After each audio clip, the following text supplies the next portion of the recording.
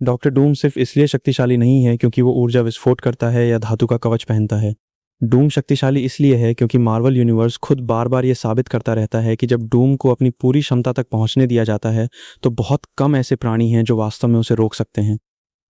और डरावनी बात यह है कि डूम सिर्फ एक तरह की शक्ति पर निर्भर नहीं करता। वह बुद्धिमत्ता, तकनीक, जादू, इच्छा शक्ति और अपनी शुद्ध महत्वाकांक्षा को एक दूसरे के ऊपर जोड़ता जाता है, जब तक कि उसे रोकने वाली एकमात्र चीज खुद डूम नहीं रह जाती।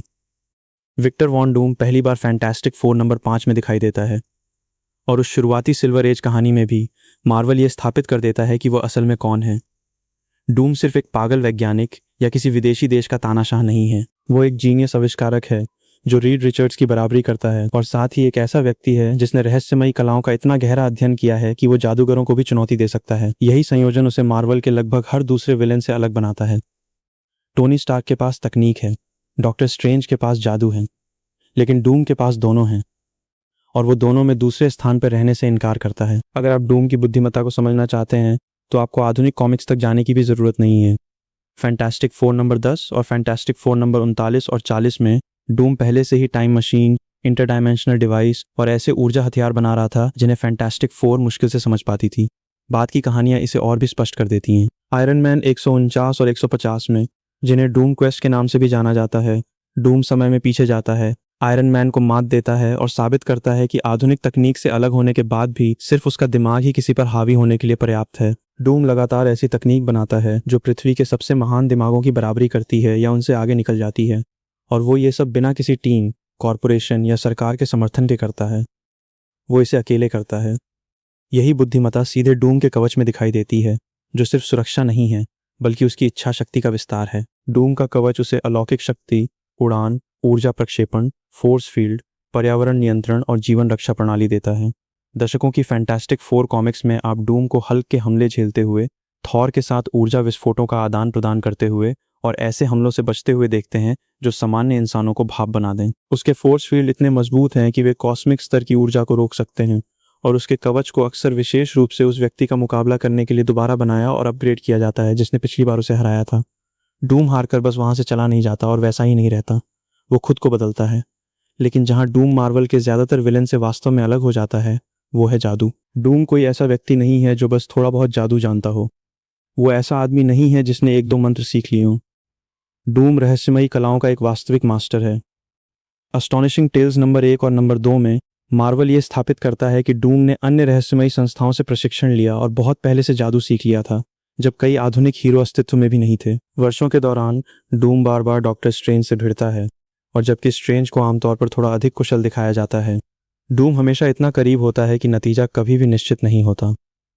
डूम की सबसे महत्वपूर्ण जादुई कहानियों में से एक एवेंजर्स चिल्ड्रंस क्रूसेड नंबर 9 है, जहां डूम स्कारलेट विच से जुड़ी कैओस मैजिक को अवशोषित कर लेता है। इस कहानी में डूम सिर्फ शक्ति उधार नहीं लेता, वो पूरी तरह से ऐसी वास्तविकता बदलने वाली जादुई शक्ति का इस्तेमाल करता है जो कैसी लैंग को पुनर्जीवित करने और घटनाओं को बड़े स्तर पर बदलने के लिए पर्याप्त होती है।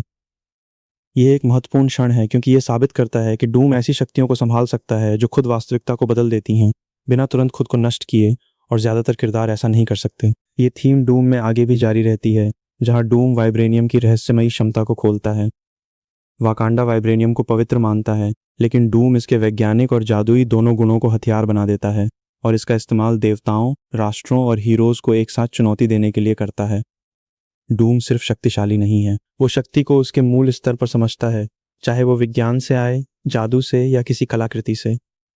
और फिर वे क्षण आते हैं जब डूम शक्तिशाली से आगे बढ़कर लगभग भगवान जैसा बन जाता है। 1984 की Marvel super heroes secret Wars number 10 में डूम बियॉन्डर की शक्ति चुरा लेता है। ये कोई छोटा मोटा कॉस्मिक प्राणी नहीं है। बियॉन्डर मूल रूप से एक भगवान है जो सिर्फ एक विचार से यूनिवर्स को मिटा सकता है। डूम उसे ताकत से नहीं हराता, वो उसका अध्ययन करता है, स्थिति को अपने पक्ष में करता है और उसकी शक्ति चुरा लेता है।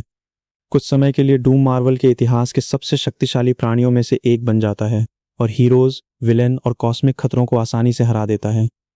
उसे रोकने वाली एकमात्र चीज उसकी अपनी असमर्थता होती है कि वो उस चुराई हुई शक्ति को पूरी तरह समझ नहीं पाता। मार्वल दशकों बाद सीक्रेट वॉर्स 2015 में इसी विचार को दोबारा सामने लाता है, और ये शायद डूम की अब तक की सबसे बड़ी उपलब्धि है। मॉलिक्यूल मैन को एक माध्यम के रूप में इस्तेमाल करके डूम बियॉन्डर्स की शक्ति चुरा लेता है, बहुवचन में।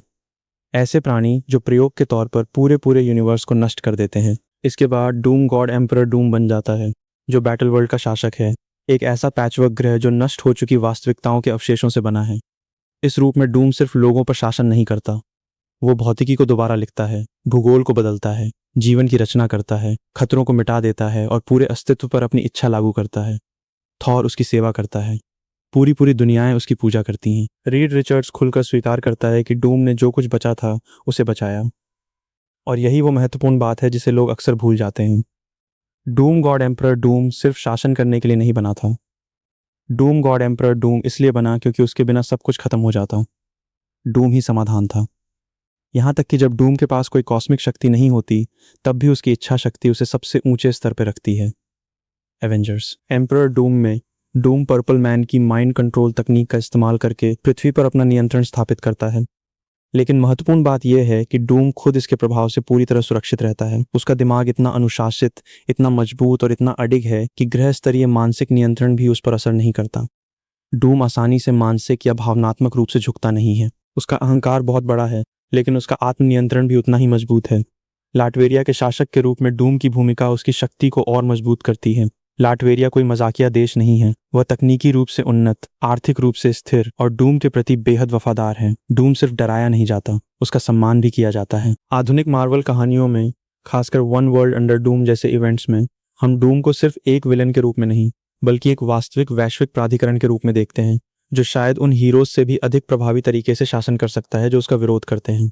यही नैतिक अस्पष्टता उसे इतना दिलचस्प बनाती है। तो डूम हारता क्यों है? क्योंकि डूम इंसान है। उसका घमंड, रीड रिचर्ड्स के प्रति उसका जुनून और अपनी श्रेष्ठता साबित करने की उसकी ज़रूरत अक्सर आखिरी समय में उसे खुद ही नुकसान पहुंचा देती है। डूम का सबसे बड़ा दुश्मन कभी फैंटास्टिक फोर रही ही नहीं है, वो खुद है। लेकिन इसमें कोई गलती मत करना, जब डूम जीतता है तो वो सिर्फ लड़ाइयाँ नहीं जीतता, वो युग जीतता है। वो दुनिया को बदल देता है, वो वास्तविकता को दोबारा लिख देता है। डॉक्टर डूम शक्तिशाली इसलिए नहीं है क्योंकि मार्वल ऐसा कहता है, वो शक्तिशाली इसलिए है क्योंकि बार बार कॉमिक्स ये दिखाती हैं कि जब डूम अपने चरम पर पहुंचता है तो देवता भी खामोश हो जाते हैं। और यही कारण है कि डॉक्टर डूम सिर्फ मार्वल के सबसे महान विलन में से एक नहीं है, वो इसकी अब तक की सबसे महान शक्तियों में से एक है। ठीक है दोस्तों,